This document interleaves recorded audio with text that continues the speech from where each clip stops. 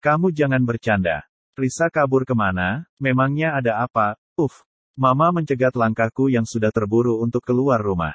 Ku tengok wajahnya, beliau syok. Dia pasti kaget mendengar ucapanku tentang kaburnya Risa. Panjang, Ma. Aku harus cari dia. Aku melepaskan tangan Mama, bergegas mengambil langkah 1000. Sebelumnya aku menyambar sebuah helm berdebu yang lama kusimpan di dalam garasi. Memakainya, kemudian naik motor dan tancap gas. Pikiran ini hanya tertuju pada Risa. Kemana perginya perempuan nekat itu? Setahuku dia tak memiliki teman dekat di kota ini. Sanak kerabat pun tak begitu akrab dengannya. Kabur kemana perempuan itu? Masihkah dia di rumah sakit? Masuk bekerja sambil membawa barang-barangnya tersebut. Aku langsung mengambil inisiatif untuk mengambil jalan menuju arah rumah sakit tempat Risa bekerja. Sesampainya di sana, kususuri segenap halaman parkir yang lumayan sangat luas demi mencari keberadaan motor milik Risa. Namun, nihil. Tak ada kutemukan motor dengan plat 4567 CD tersebut.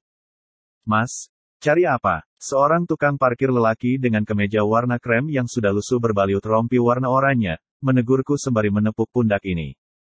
Cari motor istri saya. Perawat poli umum, namanya Risa. Tukang parkir itu lalu menunjuk sebuah arah, dekat dengan mesin ATM yang tadi sudah kucek juga. Mbak Risa biasanya parkir di sana. Gak ada. Sudah saya cari. Ada parkiran lain lagi nggak, ya? Aku rasanya hampir putus asa. Ada, di belakang dekat kamar jenazah. Yang bisa akses sana cuma yang punya ID card rumah sakit, Mas. Aku lemas. Hampir habis akal. Kemana lagi dia harus kucari? Coba ke poli saja untuk mencarinya, Mas. Entah mengapa aku merasa tak mau untuk pergi ke sana. Jika memang ada dia di dalam ruang sana, apa yang bakal kulakukan? Sudahlah. Sebaiknya aku menunggu saja, siapa tahu memang benar Risa ada di dalam sana. Saya nunggu aja lah, Pak. Makasih. Ya, aku tersenyum kecil pada tukang parkir tersebut. Iya, Mas. Polisi kelarnya masih lama. Jam 2 lewat. Aku hanya mengangguk. Kembali berjalan ke arah motorku yang kuparkir dekat mesin ATM sana dan berencana untuk menunggu Risa sambil duduk berteduh saja. Ku keluarkan ponsel milikku. Mencoba untuk menghubungi Risa lewat WhatsApp.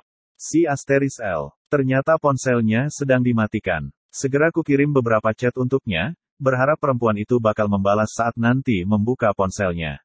Di depan pintu bilik mesin ATM, aku duduk seperti orang tolol.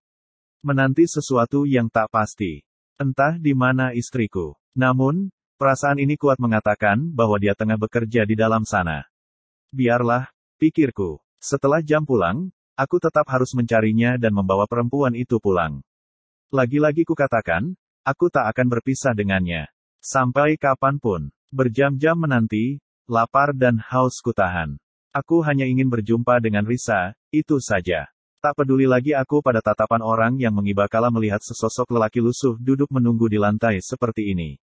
Aku pun juga acuh tak acuh kala panggilan suara datang dari nomor Lestari yang sengaja tak kusimpan. Apalagi yang dia ingin bicarakan? Sudah puaskah dia menghancurkan rumah tanggaku begini? Dia harap aku bakal menikahinya. Makan saja harapan itu sendiri. Berkali-kali Lestari mengirimiku chat. Namun, tak satu pun kubuka isinya apalagi kubalas. Teleponnya pun enggan kujawab. Untuk menjemputnya pun aku mungkin tak ingin. Buat apa lagi? Baiknya ku akhiri saja permainan yang nyatanya hanya membuatku rugi bandar. Hampir putus asa aku menunggu berjam-jam di sini. Pukul 14.27 keajaiban pun datang.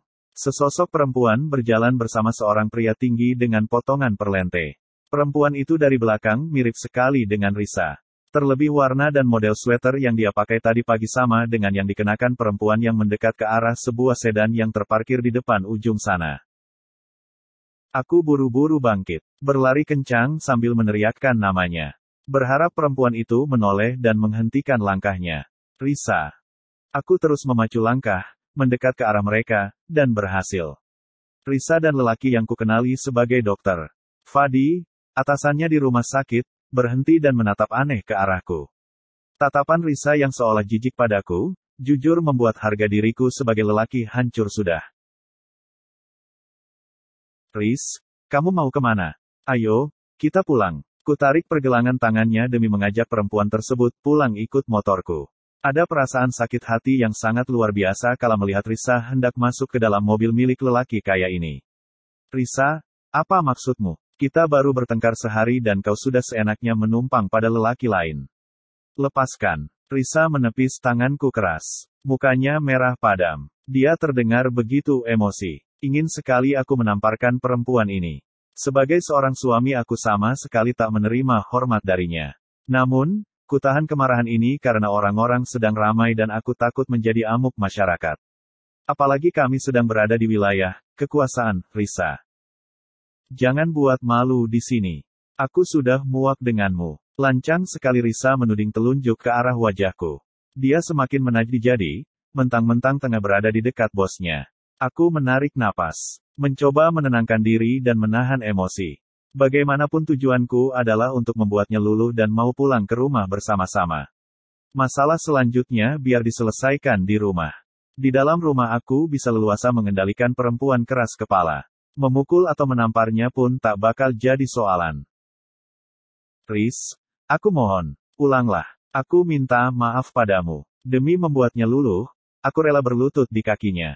Biarlah harga diri ini jatuh. Namun, jika kami sudah sampai di rumah, semua karena berbeda cerita. Aku akan membuat Risa menyesal karena telah melukai wibawaku sebagai seorang suami. Tidak ada kesempatan lagi untukmu. Maaf, kita harus berakhir. Silakan nikahi perempuan rendah itu. Semoga kalian berbahagia. Kata-kata Risa bagai petir di siang bolong. Menyambar jantung dan sukses membuatku terperangah mati-matian. Dengan santainya, dia berbalik badan dan masuk ke dalam mobil mewah milik seorang dokter yang masih muda tersebut. Kurang ajar. Perempuan lucah, makiku dalam hati. Apakah dia lupa tentang pengorbananku selama ini? Santai sekali perempuan itu pergi bersama lelaki yang jelas-jelas bukan siapa-siapanya. Apa maksud dari semua ini? Apakah dugaanku benar, bahwa Risa sebenarnya juga telah main mata dengan seseorang dan ternyata itu adalah atasannya sendiri?